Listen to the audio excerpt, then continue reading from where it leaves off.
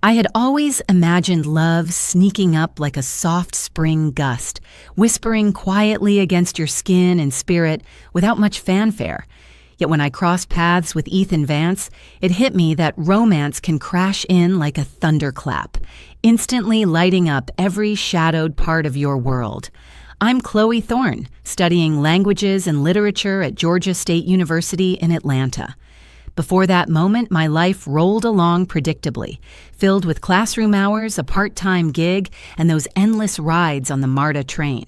It was an ordinary Tuesday, the kind where fatigue weighs heavy after non-stop note-taking and talks. I climbed aboard the bus, lugging my backpack and a frayed cloth tote, eyes glued to the ground, hoping the journey would zip by until my stop. That's when a rich, inviting voice broke through. "Here, take the seat." I glanced up, and there he stood, tall, solidly built, draped in a gray coat that screamed high-end European style amid Atlanta's bustling streets. His grin was relaxed, welcoming, so captivating that my thanks came out as a faint whisper as I sank into the spot. You'd expect him to grab his phone and tune me out, but he lingered nearby, gripping the rail.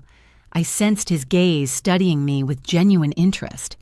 "You don't seem local," he remarked softly, his tone light and tentative. I blinked in surprise before replying.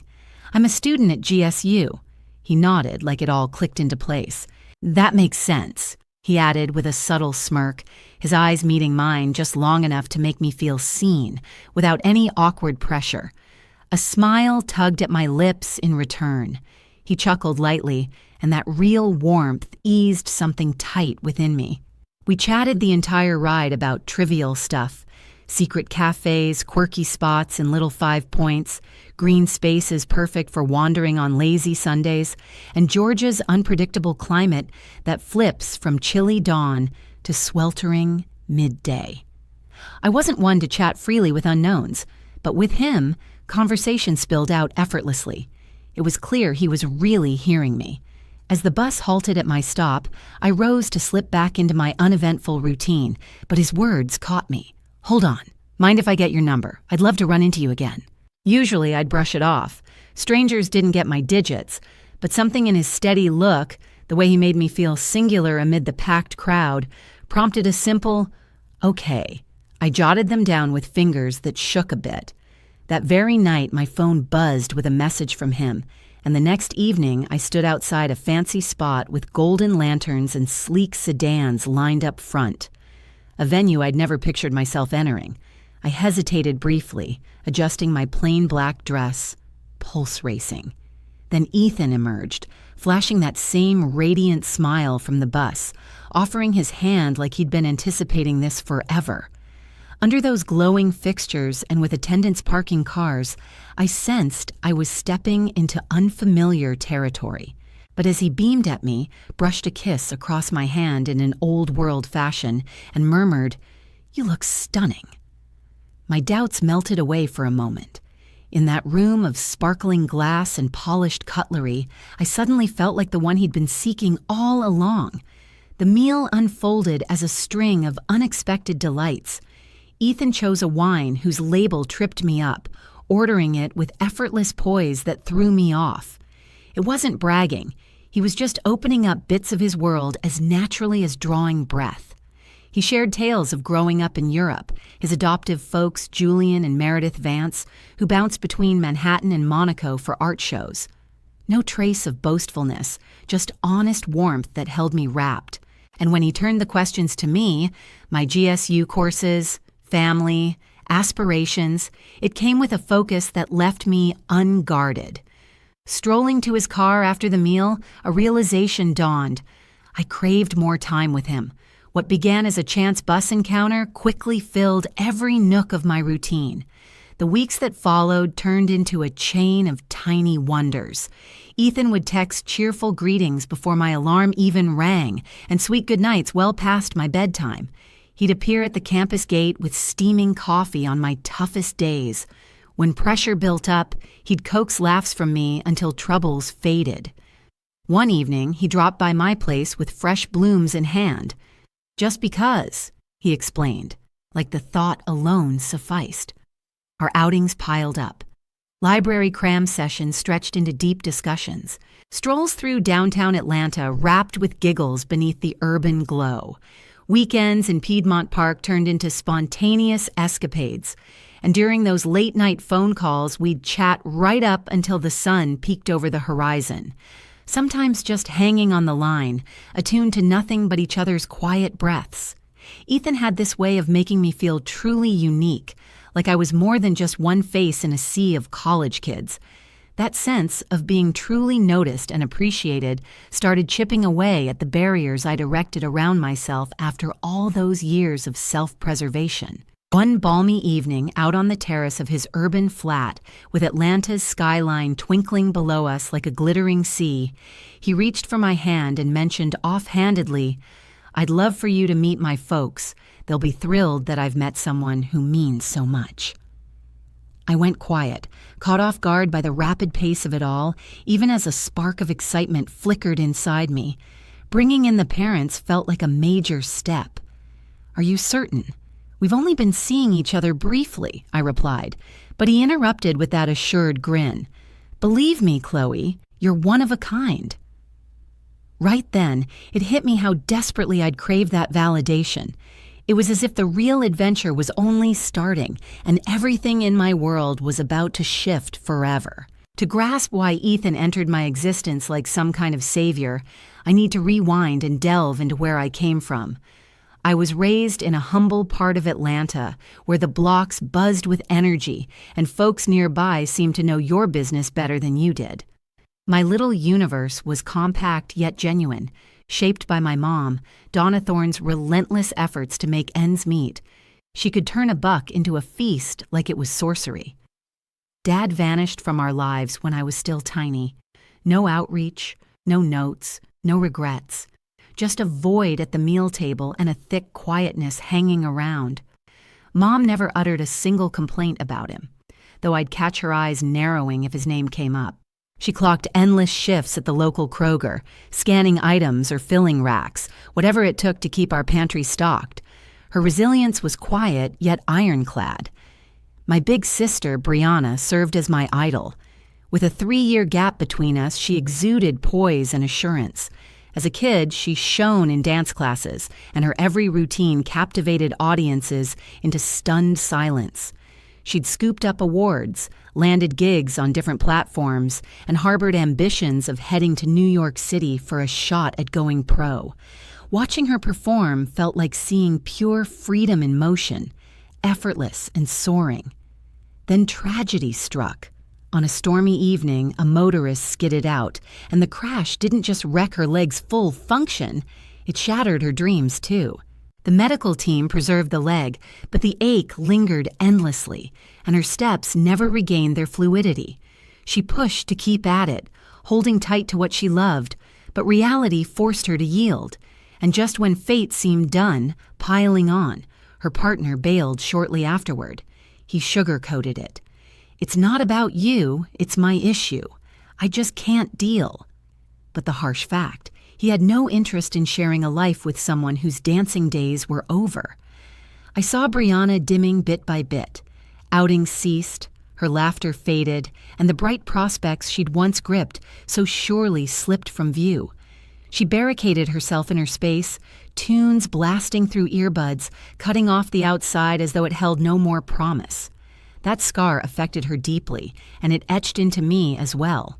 I came to dread romance, viewing it as a risky blade that could elevate or devastate in a flash. So by the time Ethan's charming grin and soothing tone crossed my path, I'd spent years fortifying unseen defenses around my emotions. Yet no fortress stands invincible. One lazy afternoon, as I pitched in with Mom in the kitchen, Donna paused her stirring and eyed me thoughtfully before laying down her utensil. "You've been grinning a lot more these days," she noted, her voice blending a touch of suspicion with lightheartedness. I chuckled and admitted, "You're right, Mom, there's a guy." She locked eyes with me intently as if measuring her response. At last, she exhaled softly and advised, "Protect that heart of yours, Chloe. It's priceless. More than you realize." Her caution echoed in my mind through the whole week. I shared the update with my dorm mate, who responded with a skeptical pout rather than enthusiasm. "Hear me out," she urged in a hushed, scheming manner. "If they chat in French, act clueless." I burst out laughing, figuring she was overdoing it. I only grasped the fundamentals enough to squeak by in a required course. Still, she pressed on, "Folks drop real talk assuming you won't catch it. Play it cool, nod and beam." Come that next Saturday, Ethan swung by to collect me in his ride. The drive twisted past leafy avenues into a posher district, where the urban vibe morphed into something upscale. The Vance estate could have graced the pages of Architectural Digest. Crisp, contemporary design, expansive panes glowing softly, subtle art pieces dotting the grounds. My pulse raced wildly, a blend of anxiety and intrigue. Meredith Vance welcomed us right at the entrance. She was tall and slim, her silver hair neatly tied in a flawless bun, wearing a gown that radiated understated sophistication. She welcomed me with light kisses on both cheeks, her smile polite, yet revealing a subtle spark of curiosity in her gaze that I couldn't fully interpret. Julian emerged from behind her, a stern-faced gentleman in an impeccable suit, his piercing eyes prompting me to instinctively stand taller. The dining table resembled a scene from a masterpiece, with silverware sparkling in the candlelight, crystal goblets neatly spaced, and dishes artfully placed.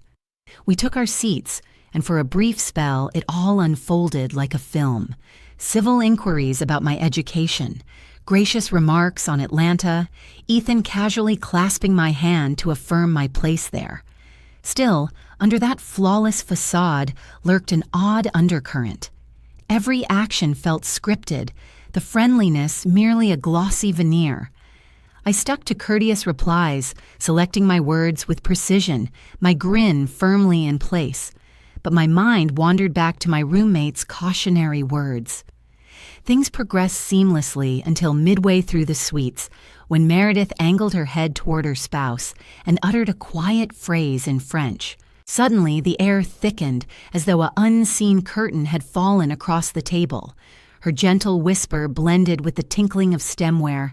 She assumed I couldn't follow, but my roommate's alert came rushing back, and the smattering of French from my university days sufficed to let those words stab like a blade. Elle ne sait pas pourquoi nous avons besoin d'elle. She has no idea why we require her, right? Color faded from my cheeks. My pulse thundered as if desperate to flee. Yet I held my composure, smile unwavering, feigning ignorance of every sound. I forced down a lump in my throat, clutching the table's edge to steady my trembling fingers. Ethan responded in French too, his tone hushed, but distinct. Non, elle ne sait rien. No, she knows nothing. It was like the ground vanishing below me. My breathing quickened, and I focused on stirring my spoon to mask the turmoil. Meredith elegantly lifted her wine and switched back to English, her smile as polished as ever, praising my outfit and inquiring nicely about my courses at GSU. The evening resumed without a hitch. Julian offered a few approving nods, polite but aloof. Ethan, right beside me, gave my hand a soft squeeze, aiming to convey comfort, oblivious that it now underscored the revelation I'd overheard.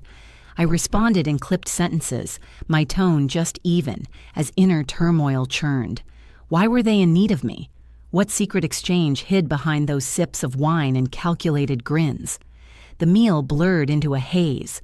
The dessert's flavor, the floral centerpiece, the soft glow, all faded into irrelevance, like I was stuck in a performance where only I lacked the lines. At last, following the formal farewells and Meredith's grin that struck me as more eerie than welcoming, we departed the estate. The chilly evening breeze slapped my face, allowing my first real inhale. Ethan held the car door, gazing at me affectionately. "So, what do you make of them?" he queried, turning the key. "They're quite refined," I said guardedly, picking terms like navigating shards. He chuckled lightly. "Yeah, they might come off as daunting, but it's not aimed at you. They've inhabited a whole other realm for ages." I murmured agreement, eyes on the street lamps streaking by. I projected calm, but inwardly, that sentence looped endlessly, an unquenchable reverberation. She has no idea why we require her. That evening, settling into bed, I realized dread had taken seed inside. I couldn't predict its sprouting or the shadows it might spawn, but the process had started. 2 weeks post that Vance family meal, with the French snippet still haunting my thoughts, Ethan showed up at my place sporting a relaxed grin and a surprise idea. "We're getting away this weekend," he announced, lounging against the counter. "Booked a spot by Lake Oconee. Only us. Time to unwind." On the surface, it appealed. Crisp breeze, quietude, a retreat from urban clamor and those lingering dinner ghosts. Yet a faint doubt stirred within, which he noticed. Ethan drew near, cradling my cheeks, eyes full of warmth.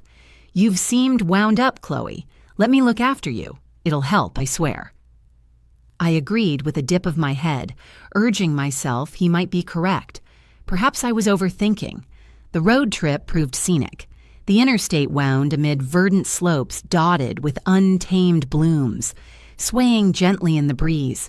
Ethan was behind the wheel, at ease, whistling a quiet melody as I stared out at the distant skyline. In those instants, the anxiety faded away, and I almost convinced myself that things were as straightforward as he claimed.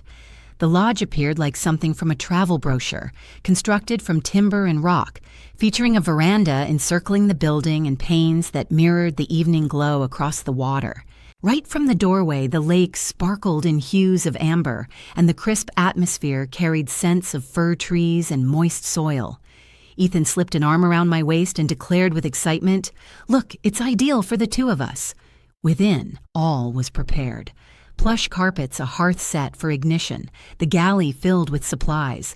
Ethan popped open a flask of Merlot and poured it into a pair of goblets, raising them with an enchanting grin. "To our future," he whispered, his gaze shimmering in the cozy illumination. We prepared a meal side by side, chuckled, and briefly I felt my uncertainties dissolve. Yet I observed how whenever my cup reached halfway, he topped it off without a word. I sipped, preoccupied and confiding, until the warmth in my skull shifted into vertigo. "Ethan, I'm exhausted," I uttered, my speech sluggish, the syllables stumbling from my mouth. He appeared at once beside me, guiding me onto the couch with an eerie tenderness. "Rest now, love. Simply relax," he breathed in an odd manner, far too composed, far too icy. Unconsciousness claimed me before I could protest. I roused with a throbbing ache in my forehead and an icy chill seeping into my spine. The ground under me wasn't the plush couch in the den, but a slick cement slab. I attempted to shift, yet my wrists were secured behind, the coarse cords chafing my flesh. The atmosphere reeked of moisture and corroded iron. A lone bulb dangled overhead, throwing a harsh amber light across the stark surfaces. Terror struck so intensely that breathing became a struggle. "Ethan," I croaked faintly, my mouth parched. That's when I spotted him gradually coming down the steps. His expression was peaceful, nearly affectionate, but a gleam in his stare froze my veins. "Chloe, it doesn't make sense to you yet. Soon it will," he stated, dropping to one knee before me. With an alarming delicacy, he swept a strand from my cheek. "This will transform everything for you. In time, you'll be grateful to me." His statement sliced into me like blades. I stared at him in anguish, struggling to grasp how the fellow who'd brightened my routine with blooms and joy was now regarding me like a pawn in some sinister scheme. My pulse raced fiercely, threatening to shatter within my ribcage. The first wave of fright evolved into deeper resolve, an urgent drive to endure. I had no clue what Ethan desired or the reason for mentioning a destiny beyond my grasp. But one truth stood clear. Without discovering an exit, I'd never return home. Down in that cellar, moments dragged eternally. My breaths came in sharp rebounds off the empty barriers, and each tick with my limbs restrained amplified the sting in my arms. I twisted against the bindings repeatedly until the friction rawed the flesh. Urgency compelled me to survey the space, hunting for any potential aid. And there it was, a corroded spike protruding from the timber by the rear exit. I crawled on all fours over the rough stone, biting back cries each time the ties bit deeper. I pressed my lashed wrists to the spike and started sawing, clumsy at first, then with greater force disregarding the torment. No progress. Perspiration trickled from my brow, mingling with salty dread. I persisted, grinding my jaw until the sweetest noise rang out, a fiber snapping. One more tug, one more rasp, and my arm broke loose. With shaky digits, I undid the remaining knot and then the ones at my feet. Circulation surged back gradually, stinging fiercely. My chest thundered so resoundingly, I feared Ethan might detect it from above. I glanced toward the illuminated staircase under the fixture, realizing ascent meant certain doom. The sole escape lay in the narrow pane, high up. Straining, I shoved it ajar with a groan.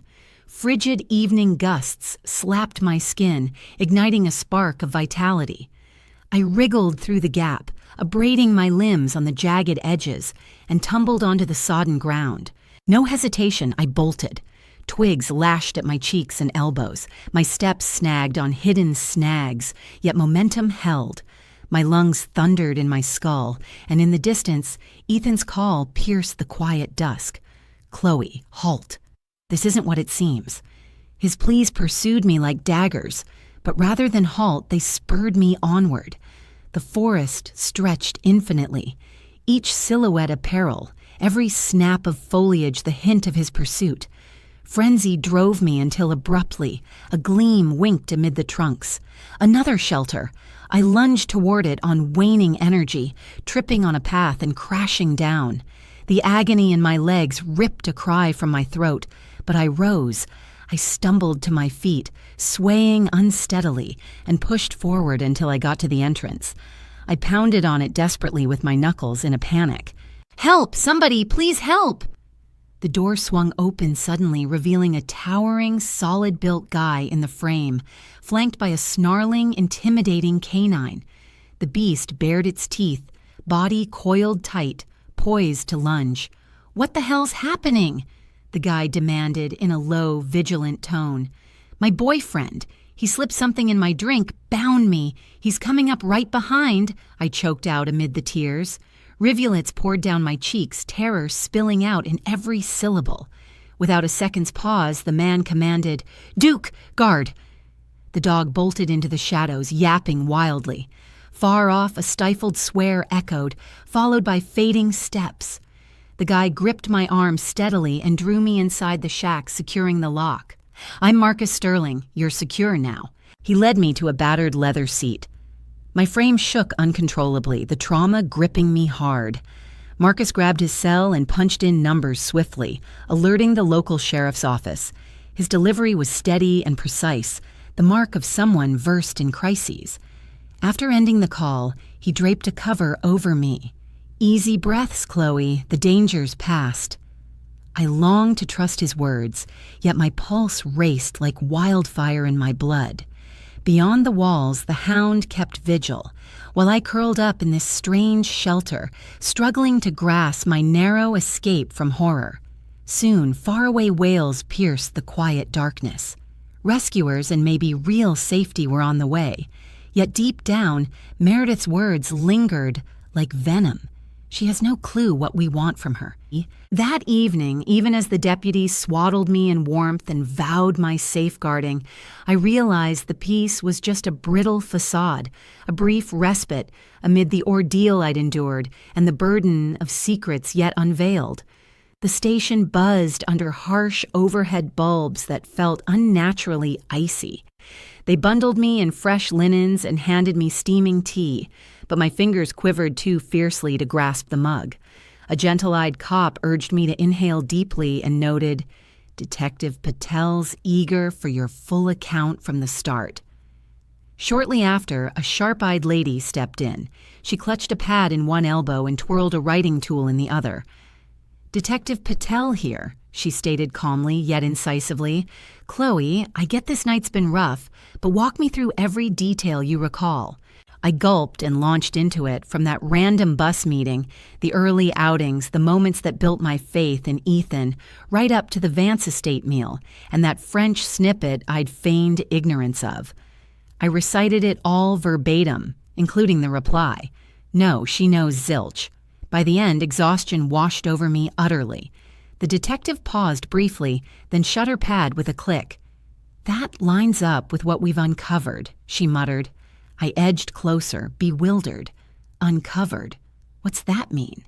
Patel met my stare squarely. "The Vances have been on our radar for months. We believe they're tied to a global scam ring.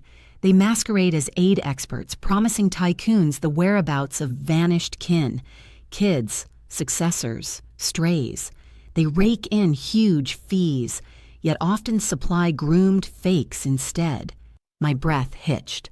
Fakes just like I'd been cast as. She affirmed with gravity. "Your likeness to Warren Ashford's vanished girl, a global tech titan, is uncanny. He's frantic to reclaim her and ready to fork over fortunes. Ethan wooed you, hooked you deep, then they schemed to pass you off as Ashford's prodigal with doctored papers. It would have fooled everyone." A frozen dread seeped into my core. So his feelings for me, they were never real. The admission escaped in a strangled murmur. "Reality bites, Chloe," Patel responded. "But Ethan marked you as prey. To him, you were merely a pawn in a massive payout scheme." Nausea twisted my gut. The fellow who'd charmed me with blooms outside classes blurred into the fiend who'd restrained me below ground. Later that day, updates flooded in. Julian and Meredith Vance were nabbed at a secluded airstrip moments from jetting to Monaco. Their bags yielded phony IDs, shady fund shifts, and snaps of me under an alias. Ethan, meanwhile, was cornered skulking in a derelict storage on Atlanta's edge. At capture, he seemed composed, almost accepting. Officers also unearthed a satchel in the Lake A1 hut.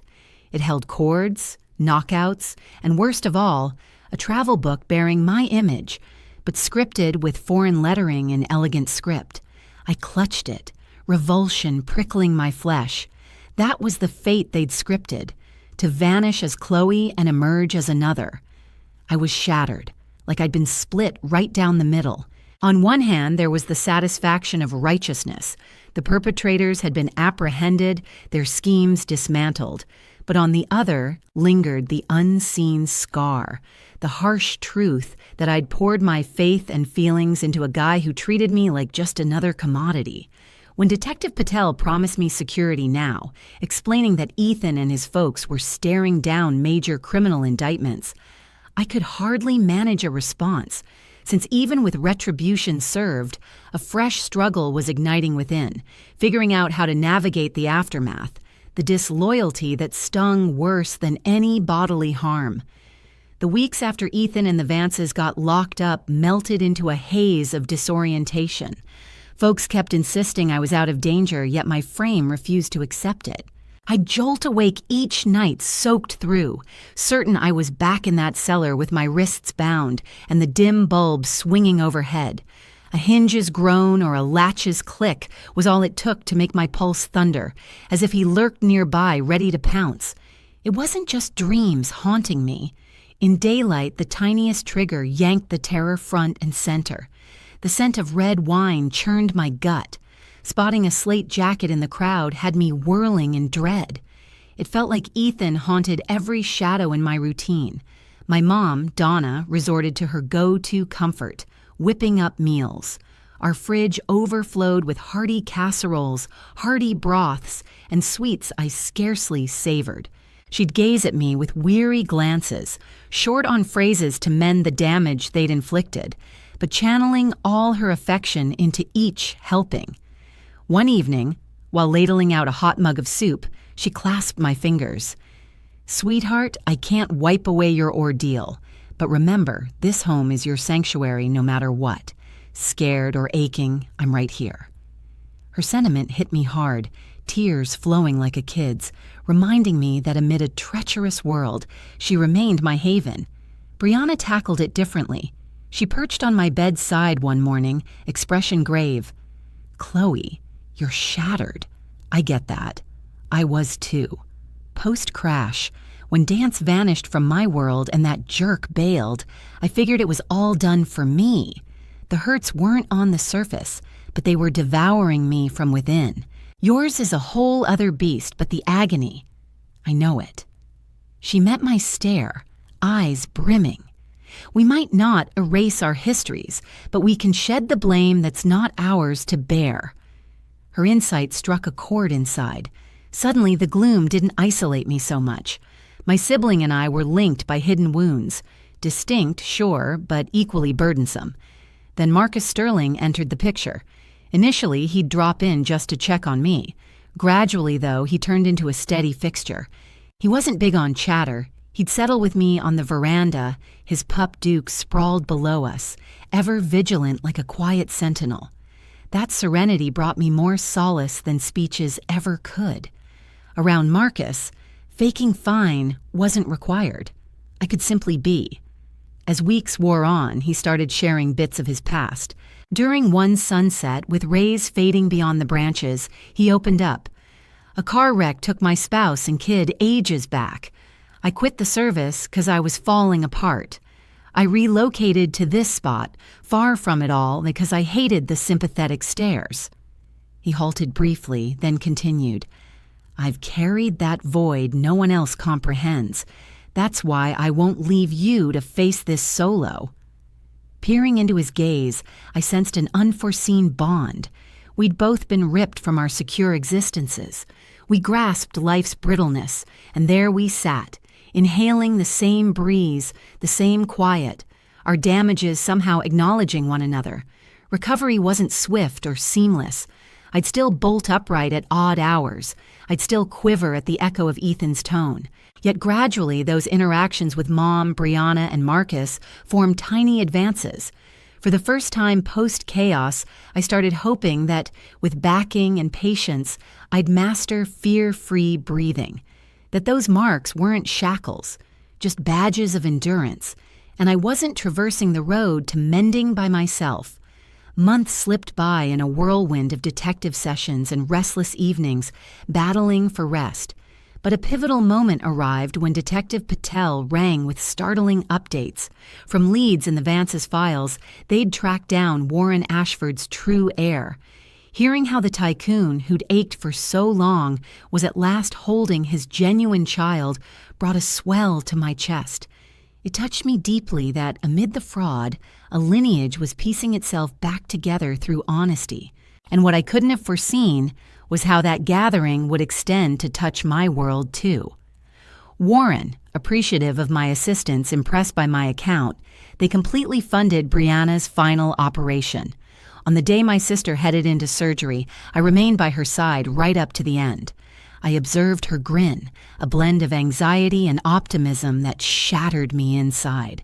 A few weeks afterward, once the physicians assured us she could resume dancing, I embraced her tightly, my eyes welling up. Brianna wept as well, murmuring repeatedly, "I've been given a second chance, Chloe. All because of you." Deep down, I realized it wasn't solely my doing, but rather the surprising path fate had laid out for us. At the same time, my connection with Marcus strengthened gradually. There were no hasty vows or hollow assurances. It unfolded steadily, much like water smoothing a rock over time. We enjoyed strolls through the forest, quiet moments beneath the night sky filled with stars, and candid talks free of pretense. I opened up about my worries, and he absorbed them without criticism. He shared his grief over the relatives he'd lost, and I stood by him in that lingering void that still ached. Duke, his loyal dog, turned into my constant protector. He stuck close by, sensing his role in shielding me from any lingering threats that might resurface. Through that straightforward loyalty, I learned I could trust in security once more. During one mild spring day, Marcus led me to the lake close to his cottage. The sun dipped low across the surface, tinting it with warm golden shades. Duke bounded joyfully beside us, and a sense of ease washed over me, as though the shadows of the past had finally receded. Taking my hand, Marcus spoke with a shaky tone. Chloe, after losing my wife and daughter, I believed my days of love were finished forever. I resigned myself to solitude until you showed up at my doorstep on the bleakest evening imaginable. He reached into his pocket and produced a petite velvet case, flipping it open to display a modest band, elegant in its plainness. I can't predict tomorrow, but I want to embrace it alongside you. Would you marry me? My eyes misted over. It seemed my battered heart had at last discovered a secure haven to settle. Yes, Marcus, I murmured, my words faltering. Yes. Our ceremony was small and personal, held in the very dance hall Brianna had reclaimed after so many years away. That day, she moved across the floor with gentle yet resolute motions, each step affirming her zest for living. As Marcus clasped my hand while we gazed at my sister twirling, our cheeks damp with emotion, it hit me that we were beholding a wonder, not only hers, but ours as well. Just a month on, as we sorted through the final crates in the cozy home we'd chosen together, I clutched a pregnancy test showing a positive result. Stepping out to the veranda, I gazed at the star-lit expanse above the meadow. Caressing my abdomen, I breathed softly. Everything's all right now. We're protected. And, after ages, I sensed that this fresh chapter was genuinely my own, that nothing could steal it from me. These days, I'm convinced that life sometimes shatters us, not to ruin us, but to clear room for brighter possibilities. I teetered on the edge of total loss, yet somehow I'm here building a fresh family, wrapped in genuine affection, with optimism pulsing within, proof that the loveliest existences often emerge from the deepest wreckage. What did you think of my tale? And from which spot are you tuning in? Drop by in the comments to chat. If the story resonated, consider showing some love with a super thanks. It helps me share more tales like this. Your kind backing means the world. Can't wait to hear your thoughts below. Check out the 2 fresh personal journeys popping up on screen. I really suggest them. Tons more awaits on my page. Hit that subscribe button if you haven't. Catch you for the next heartfelt account. All my warmth and appreciation.